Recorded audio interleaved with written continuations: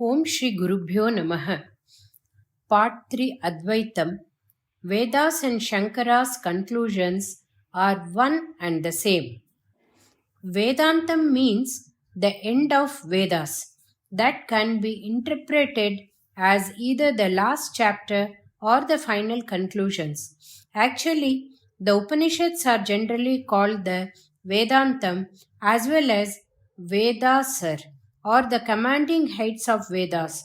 They are the end as well as the final, well considered, decisive opinions of whatever is said in the Vedas.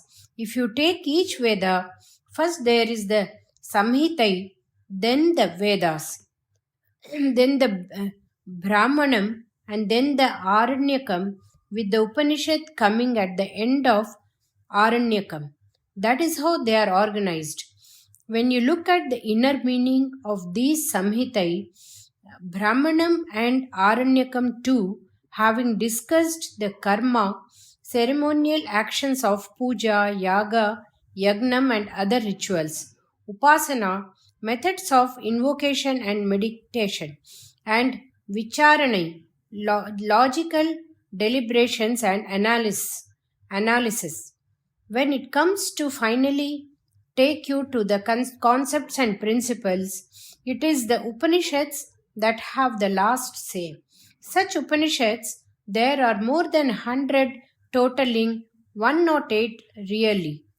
Out of them, Adi Shankara Bhagavad Padal selected 10 and wrote Bhashyam, that is, detailed explanations and notes. Those are Isavasya, Kena, Kata, Prasna, Mundaka, Mandukya, Taitreya, Aitreya, Chandukya and Brihadaranyaka Upanishads. In addition to these 10 Upanishads, he included his Bhashyam for Brahma Sutra and Bhagavad Gita to be collectively known as Prasthana Traya. In these Bhashyams, Acharya has firmly established that the principle of Advaitam is the basic foundation on which all the other principles, methodologies and procedures rest. Sri Ramanujacharya, who came later, has also written Bhashyam to the same 10 Upanishads and from his point of view has proved that it is Visishtadvaitam and not Advaitam on which this grand edifice of Vedas are based on. Then Sri Madhavacharya came, who has claimed that it is Dvaitam that the Vedas are all about and not anything else. There are other sects of Hindu religion who claim similarly that Vedas and Upanishads especially are conclusive proof of the relevance of their beliefs and principles. In support of their own Siddhanta or principled stance and the contention that the Upanishads are not supportive of Advaitam, they mainly point out that there is no direct evidence in the Dasopanishads, that is, in the 10 Upanishads, for the Acharyas' theory of Maya. They claim that the Acharyas stand that the Jagat is Maya as per Advaitam is not evidenced by the Upanishads. This is wrong. At the start and end of each Upanishad, while chanting, we are required to chant a Shanti mantra. Even when you do Parayanam of all the Upanishads, starting from Ishavasyopanishad and finish with Brihadaranyaka Upanishad, we are still required to start and end with the same Shanti mantra. The meaning of that mantra is, this complete world has come from that complete Brahman. Thus, even after the evolving of this world, that Brahman remains complete. For the word complete, the Sanskrit word is Purnam. Brahman is referred as Atha, meaning that, and the world is referred as Idam, meaning this. Atha is like the Tamil word Adu, pointing out something at a distance, and idam is like the Tamil word idu, pointing out something that is close by. In the state that we are in, Brahman seems far off, and so Atha refers to that Brahman, while world seems all around us, very close, and so idam refers to this world. We use the first finger after the thumb to point out someone or something that is located at some distance. That is why it is known as Alkati Viral or the pointing finger. Perumal or Bhagwan also seems far away only, so it can be called Perumal Kati Viral too. If the same finger is shown to someone and shaken, it means that you are threatening him as though saying, "See what I am going to do to you." Held against closed lips and flared eyes, it conveys the meaning of "better shut up." The threat is conveyed in both these gestures. The Sanskrit word for threatening is tharjanam. That is why this finger is called tharjani. I somehow prefer Alkati Viral as the finger pointing out God seemingly at a distance. Despite being called the threatening Tharjani, that it is indicative of the Parampurul is mentioned in our Shastras too. In Vedas and in Mantra Tantra Agamas, many mudras are in use. These mudras are the signs made with the fingers. In them, there is one mudra in which you point out the Tharjani, hold the thumb towards yourself while folding the middle ring and small fingers inside the fist. The tattvam or message in this mudra is that Tvam or that is this self. Here, the Tharjani finger, instead of being used for threatening, is being used to indicate that Brahman, while the thumb is used for indicating yourself. What you think of as that Brahman is this one self. This very message is conveyed by Savasyopanishad, that dure tattvantike, meaning what is thought of as being that far away is here itself. In Tamil, Thevaram says, Appalukku appalai ul ilangu jyotiyai, meaning farther and then farthest indwelling light. In the Shanti mantra that I mentioned earlier, Atha meaning that is Brahman and Idam meaning this is the world. Here, this Idam without indicating the Jivan indicates the world. Point to note is that world includes Jivan. Herein, since Paramatma is unseen and the world seems real to our vision, this is also said to be Purnam. But this is not really Purnam. The fact of its incompleteness becomes evident beyond doubt if you see the words that follow. The mantra declares in the following line that after deducting this Purnam world, what Brahman remains Purnam still if the Jagat, meaning the world, is really Purnam. This is not possible. Purnam minus Purnam should be equal to 0. But if Purnam minus Jagat is equal to Purnam, then Jagat has to be a 0, null, void or non-entity. This is Maya. What is not there in the end but seen as real is the definition Acharya has given to Maya. Since it is seemingly real, Acharya gave it a partial approval as Vyavaharika Satyam. From this point of view, Upanishad called the Jagat Purnam. If you look carefully at the meaning of the mantra, you will see that the mantra is not talking about this seeming Purnam, but about that real Purnam which remains undisturbed despite the deduction. It is as though the mantra reiterates Acharya's Maya theory. Thus, Upanishads start and end is supportive of Acharya's direction that this seeming unreal completeness of Vyavharika Satyam Maya has to end in the real completeness of Paramarthika Satyam Brahmam.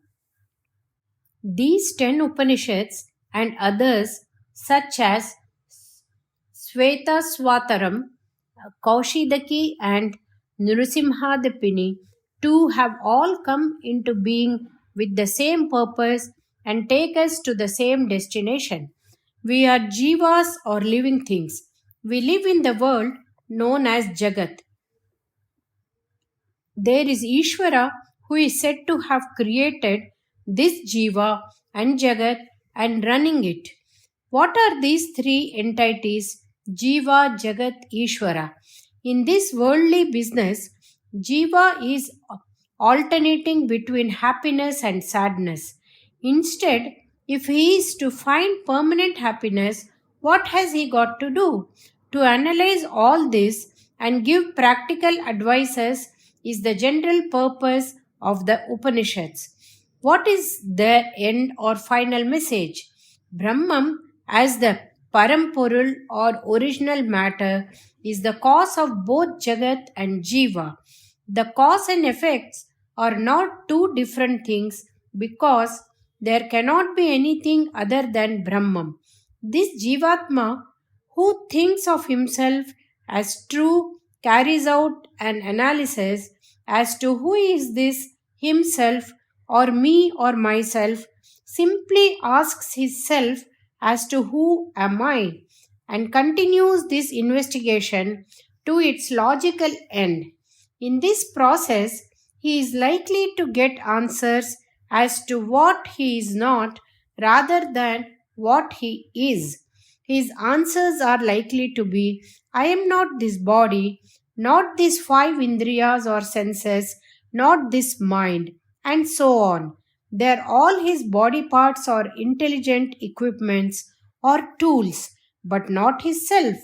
Finally, he is to arrive at or stumble on the answer that he is something beyond the confines of time and space, forever, everywhere, indestructible, imperishable, inscrutable, and indescribable. Call it the self or Atma or Brahman or soul or Paramatma. Everything else is a seeming appearance, including his body and the world. Even to say that Paramatma created this Jivatma is incorrect as being a statement in Maya. The whole world is nothing but a play of Maya. Actually, without this apparent delineation of Paramatma and Jivatma, it is one and only Atma. With that realization comes the clarity that there is no logic of doubt, worry, fear, and confusion. It is one total unalloyed bliss, peace, and moksham. Being is one, seeing may be many. Still, practically, innately know this as the truth. This is the message of the Upanishads. Like this, if I say that Advaitam is the final conclusion of the Vedas and Upanishads, other Dvaita, Visishtadvaita, Siddhantis may object. Their great acharyas have also written the bhashyams for the same Upanishads. They also claim that Upanishads affirm their opinions. So now, how to accept that Upanishad's main message is only Advaitam? To a large extent, this problem is solved. Once you see or understand that Advaitam embraces the other views as the initial steps in the ladder. There are many things in Upanishad which individually taken in isolation empirically can be considered as talking about Advaitam or Visishtadvaitam or Dvaitam. In one place, it is said Jivatma is different, Paramatma is different, and the Prapancham is yet something else. Elsewhere it says, the life force or Uir in me is Jivan, the Uir of that Uir is Paramatma.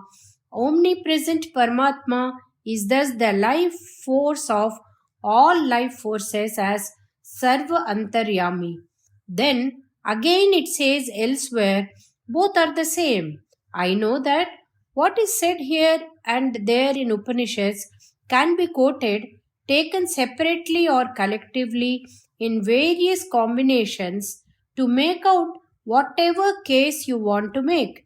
There are also some statements which are conciliatory between differing viewpoints known as Kataka Vakyas. Using these Kataka Vakyas, they end up saying that there are no apparent contradictions in the Upanishads. The point to understand is that the following sentences from the Upanishads, known as Mahavakyas, occurring in 4 different Vedas, are like thunderbolts with lightning from Advaitam. The Mahavakyas are Pragyanam Brahma. Pragya is Brahman or Brahman. Brahman is Pragya, meaning that awareness and comprehension is Brahman. Aitreya Upanishad 3.3 of the Rig Veda. I am Atma Brahma. I am this self Atman, that is Brahman. Mandukya Upanishad 1.2 of the Atharva Veda. Tattvamasi, thou art that. Chandogya Upanishad 6.8.7 of the Sama Veda. Aham Brahmasmi, I am Brahman or I am divine. Brihadaranyaka Upanishad 1.4.10 of the Yajur Veda. Since these Mahavakyas are ringingly Advaitam in intrinsic content, other Siddhantis of Saivam, Dvaitam and Visishtadvaitam have to twist and turn the words and meanings, make some contortions, some results and cartwheels with the interpretations to fit their views, like some economists do with their statistics nowadays. The basic problem is that they can never accept the oneness of Jivatma and Paramatma. If they accept it, there is no logic to substantiate their separate philosophies anymore. The Advaitin does substantiate their separate philosophies anymore. The Advaitins does not have this problem. He accepts all variations and differentiations with any number of permutations and combinations. Since this world is made up of all types of variations at the transactional level, he accepts Dvaitam. Then he accepts the Visishtadvaitan's point of view that Prapancham or the world universe has variations and that Chaitanyam or Paramatma is non-variable and is the life within life forms as the Antaryami. The Advaitin thus believes that through an understanding of the philosophy of Dvaitins and Visishtadvaitins, one has to mature into the Advaita philosophy. So the statements of the Vedas which are supportive of Dvaitam, Visishtadvaitam, are not disputed by the Advaitin. He does not have to go out of the way to give them a meaning suitable to this view. It is a paradox that it is the Advaitin who accepts all variations. In Brihadaranyaka Upanishad 111.7, there is a description of the omnipresence of Paramatma as Antaryami in all life forms, which is basically supportive of the principle of Visishtadvaita. The one who being in the Prithvi, that is the world or earth, is also immanent in every iota of the Prithvi, whom the Prithvi, meaning the people of the earth, do not understand, and who indwelling rules it. He is your Atma, the Antaryami, the eternal. He who being in every life form also indwells each one of them, but whom none of them know, for whom every one of them is the body, who indwelling them all is also activating them. He is your Atma, the Antaryami of the Amrita Swarupa. It says, quoting this very sentence, the non-Advaitins say, this is the end. This is not Advaitam. If you carefully try to understand this, it is nothing but Advaitam. The statement remaining the same, they have to interrupt it to suit their point of view. As per Visishtadvaitam, Antaryami and Jivatma are different. But here it says, Ishatha Atma Antaryami, meaning that Atma itself is Antaryami. There are not two things as Jivatma and Paramatma, but one common Atma. The same in one stage or level is as Jiva and in another functional operative Antaryami. Similarly, the moment the Upanishad makes a statement suitable to the viewpoint of Dvaitins, without seeing what comes subsequently, they say that is it. This is proof of Dvaitam. That is all. In Mandukya Upanishad, while defining Pranava Swarupam, it says beyond the three stages where Prapancham reduces into is Shivam Advaitam. This Omkaram is Atma only. One who knows this knows. Thus, it clearly defines that the end stage of Atma, Satchakaram, is Advaitam. Has Dvaitam been identified as the end stage? No. The word Dvaitam has been used in Brihadaranyaka Upanishad in the following words. In the Dvaitam-like stage, in that stage only, one smells another, sees another, and knows the other as another. In the stage when Dvaitam goes, when everything is Atma at that stage, how will he smell or see or know? How to know that by which everything is known? Says Brihadaranyaka Upanishad.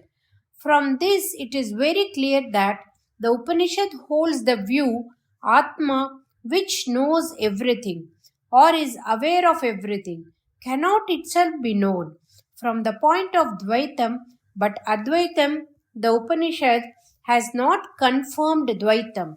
Though in day-to-day life everything seems different, varied and not one, the Upanishad uses the phrase Yatra hi Dvaitam iva bhavati to mean wherever it happens to be seemingly like Dvaitam.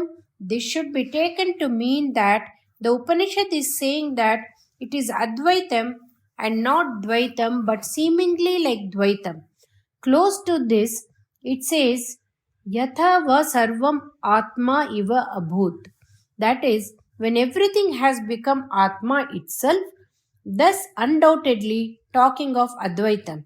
In the two quotations given in the previous para, you should take note of the difference in the meaning between Dvaitam iva and Atma iva eva, meaning Dvaitam like and Atma itself. First one is Dvaitam like an appearance, second one is Advaitam itself, the reality. You may ask, why is it Atma here? Should it not be Paramatma? When we talk of oneness, why are we trying to qualify Atma? If we say Paramatma, then there can be an Alpatma. There is nothing like that. It is all the same Atma. Only in Dvaitam, you need Paramatma, Jivatma differentiation. In Advaitam, it is all one. Moksham is a state of absolute fearlessness. Otherwise, why should we make so much effort to reach it?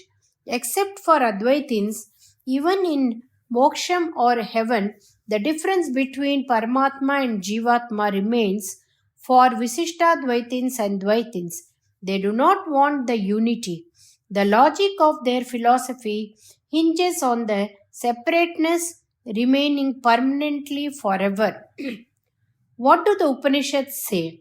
They say that where there is Dvaitam, there is fear.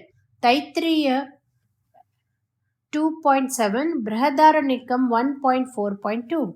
Even in God or Parampurul, if someone imagines even some variation, immediately there is scope for fear. In many places in the Upanishads, it is said, fear, sorrow, and conflict are created by Dvaitam. When you have more than one, comparison and contrast leads to love, desire, hate, dislike, anger, disappointment, sadness, and fear. We feel sad when someone whom we love dies. We think that dying ourselves will not be so bad. If we are everybody, there can be no sorrow. Sadness means separation, Dvaitam. When is desire created? We desire something not owned or possessed. We desire something not ours. So there is a second. Even God, if different from us, this desire and love or hate or fear could come into being.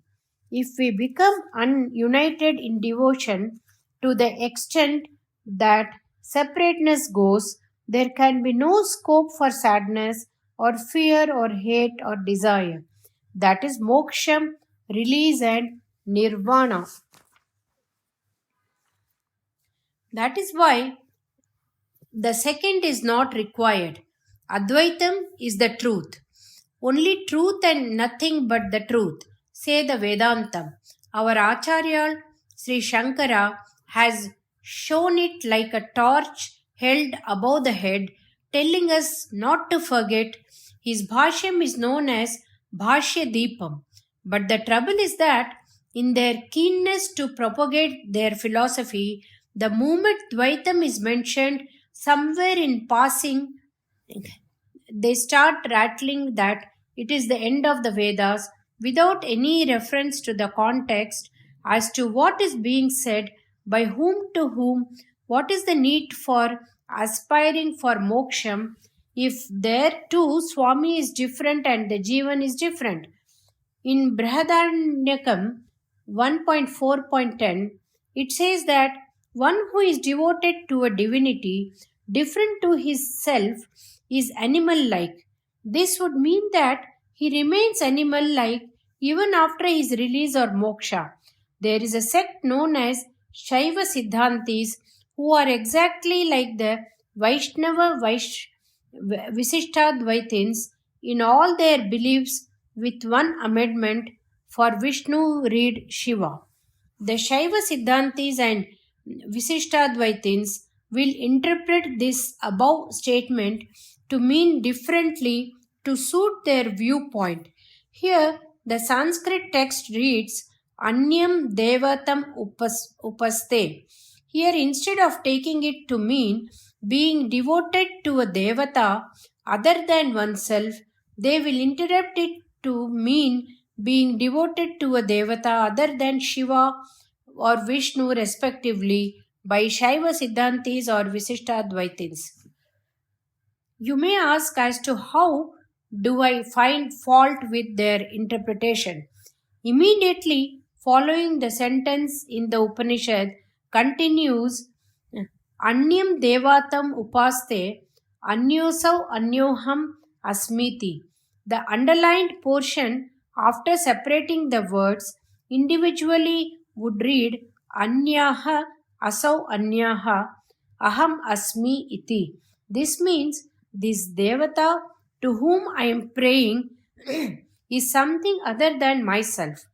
If you have such an attitude, you are as good as an animal, says the Upanishad. Whether you pray to God in this form or God in that form, as long as you think of God as something other than yourself and you as something other than that God, you are no better than an animal. The dispute is not about whether you pray to Shiva or Vishnu. So here too, the Upanishad is underlining the devotee's oneness with divinity and not differentiating between the devotees of different names of gods. Our religion is mainly made up of devotees of Shiva and Vishnu, known as Shaivam and Vaishnavam. For long, these two sects have been at loggerheads, with each other claiming their own god to be greater than the other. But our Acharya, who does not differentiate between god and devotee, would never compare and contrast Shiva and Vishnu. For him, all gods are different forms of one and the same god only. But all other Siddhantis are differentiators. Some will say that Shiva is Paramatma, some will claim the supremacy of Vishnu. If we look at what the Upanishad says about this, we will see that Acharyas and Vedas views concur. In the important 10 Upanishads, the word Vishnu and Shiva occurs only once. In separate places in Mandukya Upanishad, towards the end, it says that beyond the three states of Jagrat, Swapna and Sushpati, the Turiya state is Shivam. So here too the talk is about totally salubrious state of Shivam and not about the form of Shiva as a Murti. In Kata Upanishad 3.9, there is a mention that the Jiva matured in wisdom using Buddhi as a Sarathi, controlling the five senses, reaches the destination Vishnu. Again, it is not talking about a place but an inanimate state beyond which there is no beyond. In Rig Veda Samhita 1.22.20, there is a mention Tat Vishnu Pranam Padam, saying that great Gyanis who are called Suris are all the time perceiving the zenith and Shangri-La Vishnu. In giving the meaning of this phrase, it is said that it is the Vishnu's abode named Vaikuntham, a place where the Vishnu sporting Shank and Chakra, dressed in yellow silk, wearing the Kaustuba beads and Vaijayanti Mala resides. Thus, they claim that to reach Vaikuntham is attaining moksha, where again you will continue to be a devotee and the Lord will be Lord, so that the Advaitam will continue. If you do not get the meaning of the Advaitins, you miss the meaning of the Vedas and Upanishads.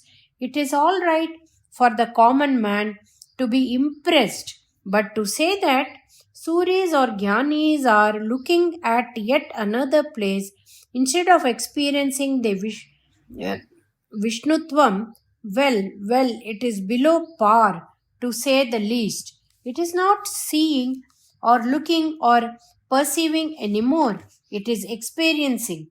It is being the reality beyond compare.